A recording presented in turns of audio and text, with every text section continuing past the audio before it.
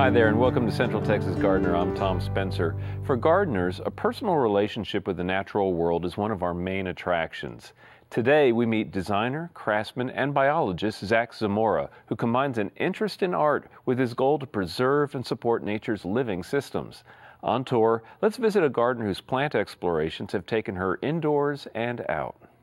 Even from the front porch, it's clear that this home belongs to a gardener. But from the street, the addition over the garage could just be another home office or spare room. Instead, it's an indoor reflection of Connie Devlin's passion for exploring botanical challenge.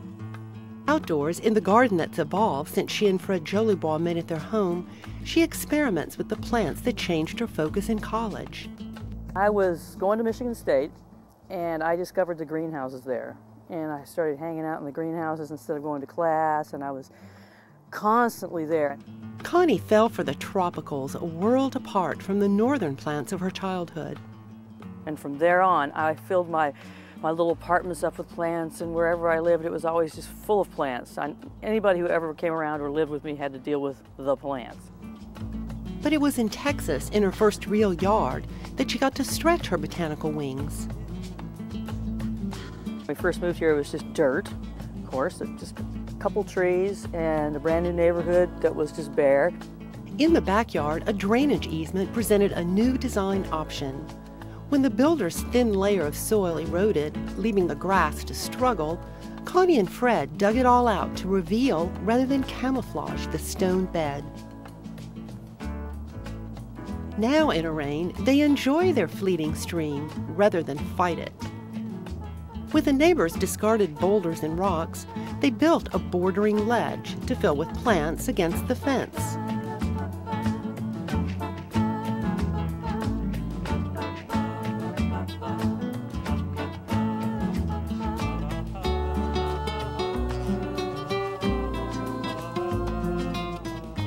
As the trees have grown and fences built, most of the backyard is in shade.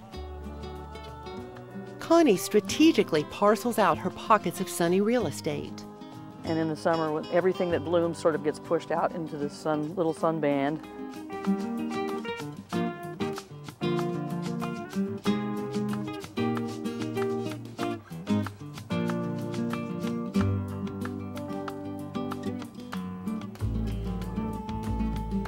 We can only keep this much grass going because that's all the sun really that is available to us.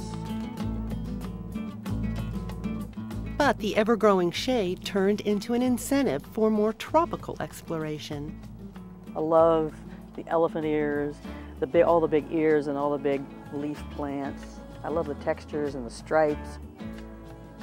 This whole yard has sort of become tropical. It didn't used to. I've experimented with all the Texas natives, which don't do well back here because it's too shady.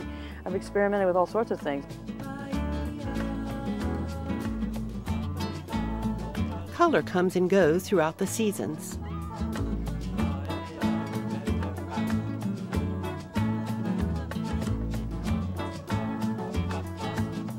It's a plant lover's garden. It evolves and changes every year, and you never know what it's going to look like back here. Every year it's different.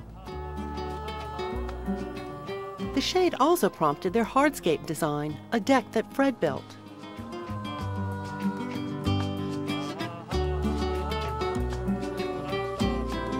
Everything turned into mud because it was so shady, so we decided grass was sort of silly, but it's decked in so we have an area to live on.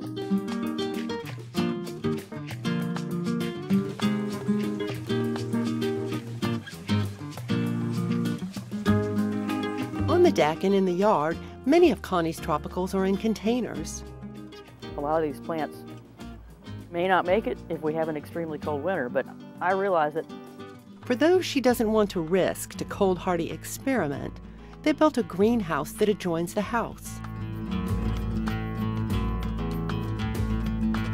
When winter comes, it's packed full as Connie moves plants inside. They built a temporary greenhouse in the side yard for more room. Tender succulents get scooted under plastic. The semi-annual shuffle forces new design arrangements. Tropicals are probably my favorite, but it takes a lot of energy and time to recreate this garden every few years. Still, Connie couldn't resist a new botanical challenge.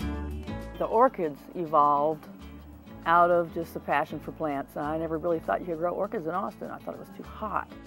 But at Zilker Garden Festival one year, she left with a cartload. And they were everywhere.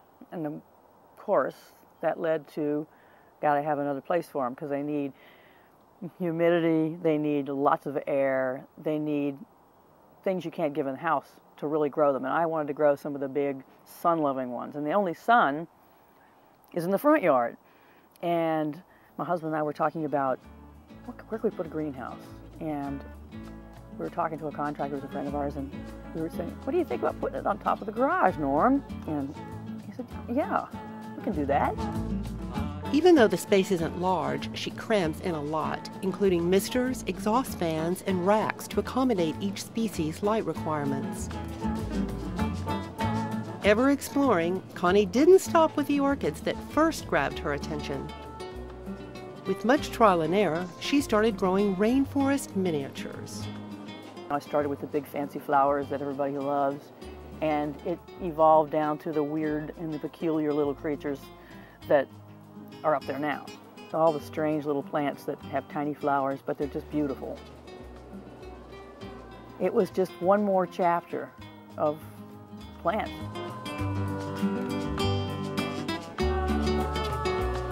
There's other plants out there I've not tried yet, and I'm sure that they'll try those someday, because that's my passion, just growing things. I just have to be surrounded by plants, surrounded by the challenge of growing things and seeing if I can make them thrive. You can see that a lot of people get very passionate about their orchids. Thanks for sharing your space with us.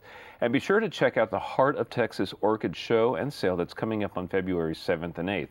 It's at Zilker Botanical Garden, 2220 Barton Springs Road. For details, check out hotos.org.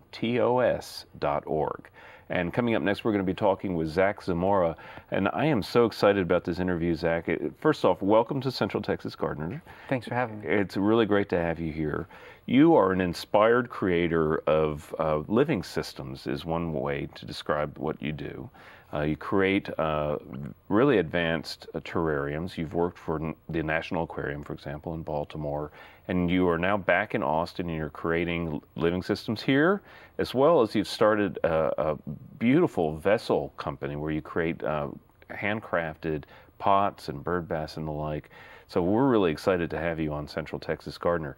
I've got to ask, regarding the living systems, the terrariums, I remember when I was in first grade, we used to put them in little 1-gallon fish tanks with moss and logs and stuff like that. You take it to an art level. Where did this interest get born? The interest really started when I was a kid. There was two things I loved to do. One was build things, and the other was just go out and explore. So I would go out and crawl through the culvert and catch a frog, or flip a log over, find a snake, and bring it back home to my mom. She would be like, well, you know, what are you going to do with this? And I'm going to keep it. Well, where are you going to keep it? And that was the fundamental question that got me started in building exhibits. All right. And you went to UT and became a zoologist. That's correct. That's correct. Okay. That's great. And from there, I really kind of honed my focus into these tropical ecosystems, along with these amphibians. And it actually paid off, and I landed a job at the National Aquarium in Baltimore, where I was caring for their poison frog collection. That's awesome. And speaking of these amphibians, you've brought with you one of your living systems. Yes. And you have this beautiful explanation of why you got interested in the system part of this. Explain that for us. And a little bit about our frog friends over here. Okay, well, the frog friend you saw is Dendrobates tinctorius, the dying poison frog. And the reason that I really became interested in amphibians held my attention so much is just because they're like little sponges to our natural world. They're great indicator species. So, and they're dying off. 30% of all the amphibians are threatened.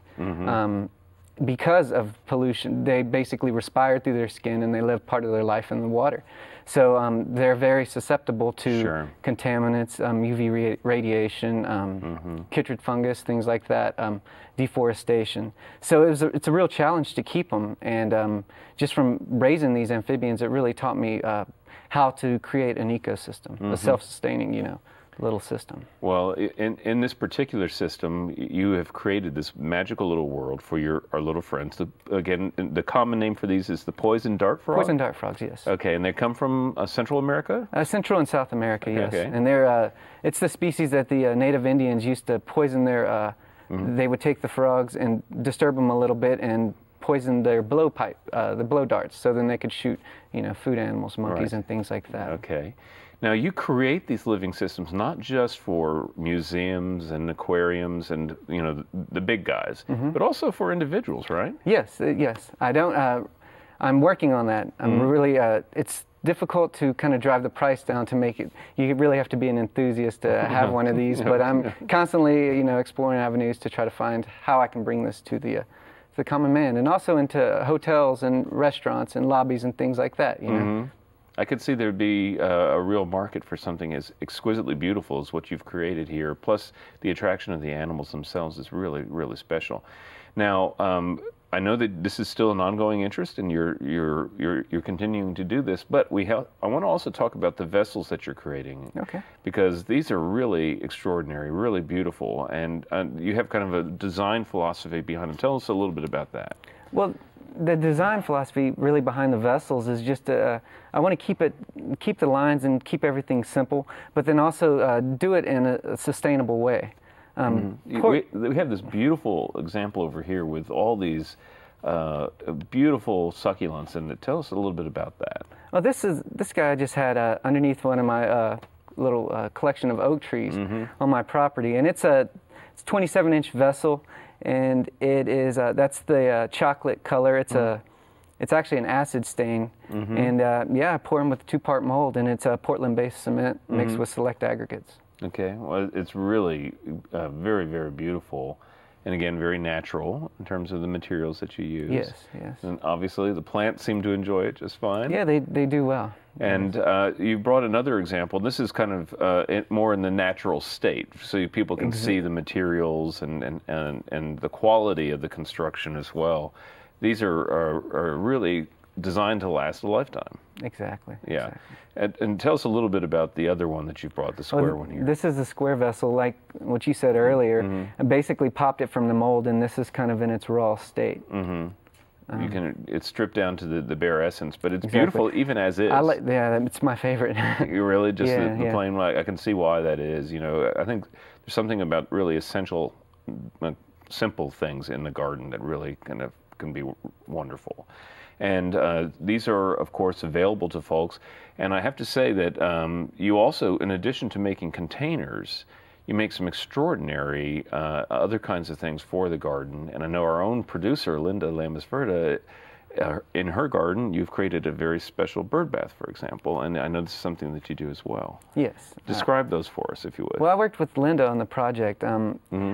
She was interested in a bird bath, and we were talking about this vessel, but it was way too deep. So we just kind of brainstormed and collaborated and came up with this design. She shot me a picture of the stand which she wanted, and I kind of played around with the base and ended up making it shallow for birds, bird friendly, but then also kind of added a little topographical organic element to it. Yeah. And then we really topped it off with the solar panel that has a little solar pump in there that attracts the animals with the water movement. Yeah, and that's so important for attracting wildlife. Just having a little bit of movement in there, they notice it so much more. And they also, it just seems to be, I don't know, this is a anthropomorphizing here, but they seem to enjoy it.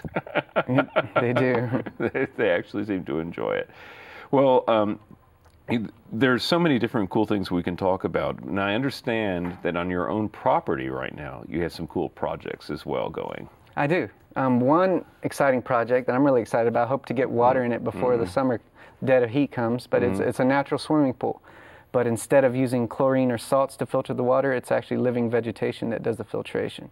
Okay, now I love this idea. Now describe how this works for the folks at home who might be interested in this idea. Okay, well it's basically 2 pools in one. There's a deep area that you swim, and because it is deep, the water's a little cooler there, so you pump this water up through this shallow emergent zone where you have all types of plants with low substrate, so they actually, the roots are kind of exposed, and the roots will actually filter the water, and it works really well.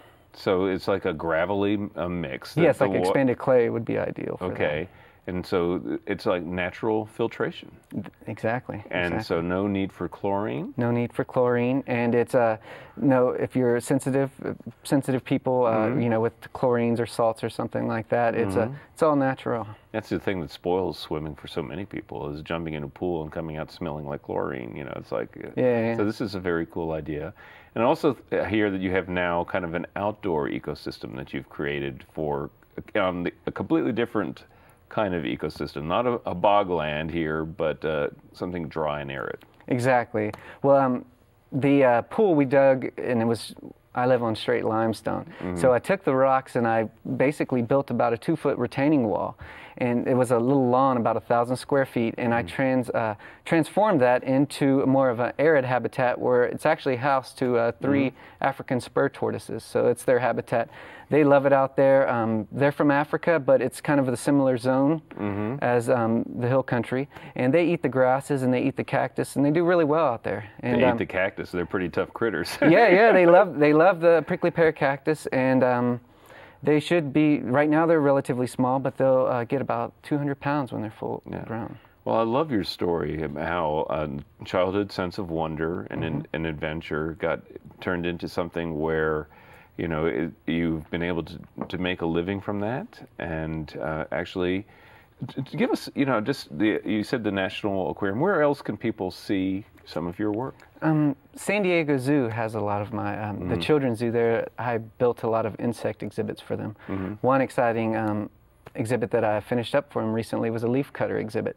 So it was above and below ground, basically giant ant farm. So you could watch these giant ant farm. That's awesome. Yeah, it was cool. And you could view the ants. They cut the leaves and they bring them down into the holes, and you could actually see the fungus. You know. Okay. And it was pretty cool. All right. Well, Zach, again, it's been a great pleasure. I think we could hang out all day and visit with you, or check out your frog friends over there. But I want to say people can be in touch with you through a website. It's on the screen right now. We hope people will do that. VarianceVessel.com. Thank you so much for being a part of Central Texas Gardener, and good luck to you. Thank you.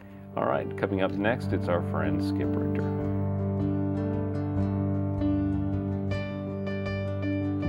Hello and welcome to Down to Earth. This week's question regards dormant oil. It's the time of year when we put on dormant oil sprays, and the question is, what is dormant oil and what's it for?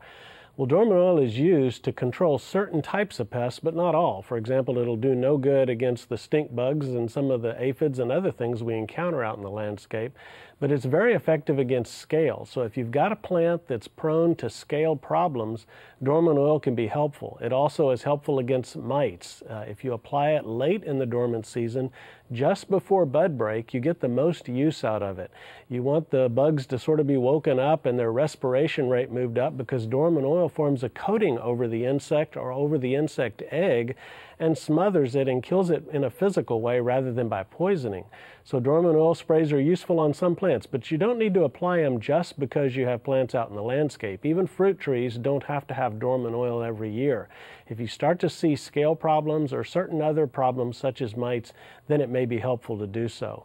You don't want to apply it right before a freeze. Wait it, and don't apply it if it's going to freeze within 24 or 30 hours of when you apply it. Just wait until the freeze is over and then make your application. And don't apply it after the buds begin to grow. It will burn tender green tissues that start to grow. It's for dormant trees, not trees that are beginning to break bud. This week's featured plant is Texas redbud. Texas redbud is a native redbud. The one you can see in the photo is one that's growing out west during the summer, a dry, hot exposure. Everything else is brown and dried everywhere as far as the eye can see. And here's a green tree right out in the middle of nowhere. Texas redbud is tough. It's a lot tougher than the eastern redbud often sold in nurseries throughout Texas. Eastern redbud wouldn't be able to take these kind of conditions. The leaves of Texas redbud are very leathery and shiny. They lack that prominent tip at the bottom, so they're rather heart-shaped, but without the tip at the bottom. It's an extremely tough plant. It has beautiful blooms in the spring. It can take full sun or a partial shade and do quite well. And as we've already shown you, it's extremely drought tolerant once established. So it's a good choice for our area for some spring color in the landscape. In the garden, it's time to plant all kinds of things in the vegetable garden. For example, lettuce and spinach seed can still go out. We want to get those onions out, the little transplants that we set about an inch deep. In fact, I say that our finger makes a good transplanting gauge, because if you'll plant them up as deep as the first joint on your index finger, that's about the right depth for planting those onion plants. Root crops like carrots can go in too now, as well as those cole crops like broccoli and cauliflower and cabbage. It's a good time to plant all of these things. Just watch, and when we have a really cold, hard freeze, we want to go ahead and cover them and protect them, but they can take the overall cold weather we're experiencing. It's time to start plants that may be flowering in the warm season, like marigolds or periwinkles. If you purchase some seed and you want to grow transplants, you can start those now indoors for transplanting out later in early to mid-March. If you've got any fallen leaves that are laying on the grass, you want to go ahead and rake those up and remove them. They do shade the lawn, and underneath a deciduous tree, this is your lawn's chance to get a little light and to strengthen itself a bit, because it doesn't like to be in that much shade. So by getting the leaves off now, you'll have a stronger, healthier lawn. For more plant tips or to contact the Extension office in your area, visit klru.org/CTG. Thanks, Skip. Now let's check in with Trisha Shirey for Backyard Basics.